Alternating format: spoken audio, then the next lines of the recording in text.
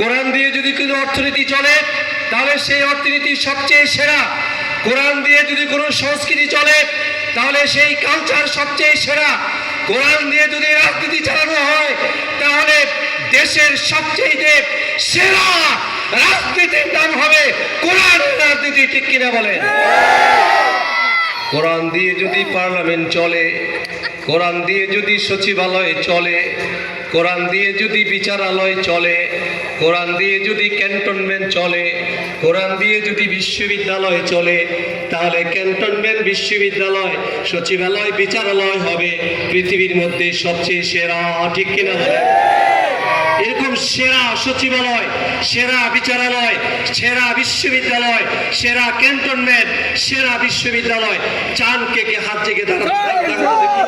নারায়ে তাকবীর, নারায়ে তাকবীর, লিল্লাহি তাকবীর।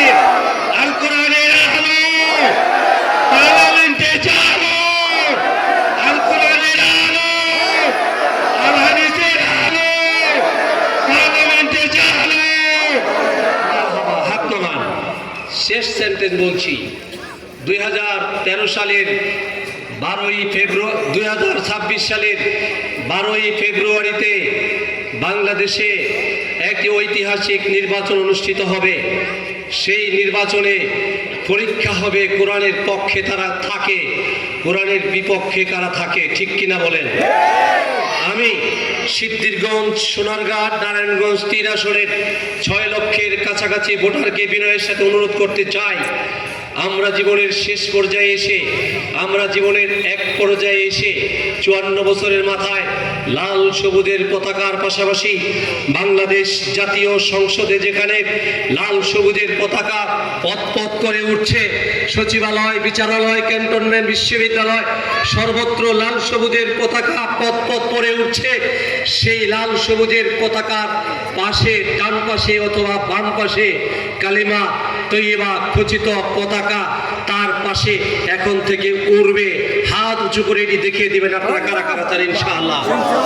আল্লাহ তাআলা তুমি সাক্ষী থাকো, আল্লাহ তাআলা তুমি সাক্ষী থাকো, আল্লাহ তাআলা আপনি সাক্ষী থাকুন। সিদ্ধিরগঞ্জের তৌহিদি জনতা জেগে উঠেছে আল কোরআনের পক্ষে, জেগে উঠেছে আল ইসলামের পক্ষে, জেগে উঠেছে কালিমা তৈয়বার পক্ষে।